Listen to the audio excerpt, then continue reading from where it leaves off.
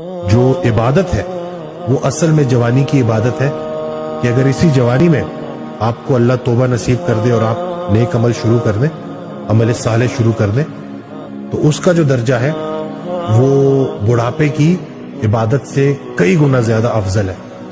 تو بہت سارے نوجوان جو مجھے سن رہے ہیں، جب بھی وہ نماز قائم کرنے کی بات کرتے ہیں تو دیکھیں کہ وہ جو نماز کا عمل ہے وہ آپ کی زندگی میں ظاہر ہو رہا ہے کہ نہیں ہو رہا۔ کیا آپ کے والدین آپ سے راضی ہیں؟ کیا آپ کے بھائی بہن آپ سے راضی ہیں؟ کیا جس سنگت میں آپ بیٹھتے ہیں وہ سنگت کیسی ہے؟ کہیں ایسا تو نہیں ہے کہ مسجد میں جو باتیں آپ نے کی، اب جو آپ کی محفل ہے وہ بالکل اس کے برعکس ہے۔ اسی طرح سے بہت سارے لوگ محفل میں تو مسلمان ہوتے ہیں، لیکن جیسے ہی تنہائی میں جاتے ہیں تو وہ جو اسلام ہے اس کو تھوڑی دیر کے لیے خدا حافظ کہہ دیتے ہیں۔ تو ہم نے تنہائی کو کلمہ پڑھانا ہے اور تنہائی کا مومن بننا ہے۔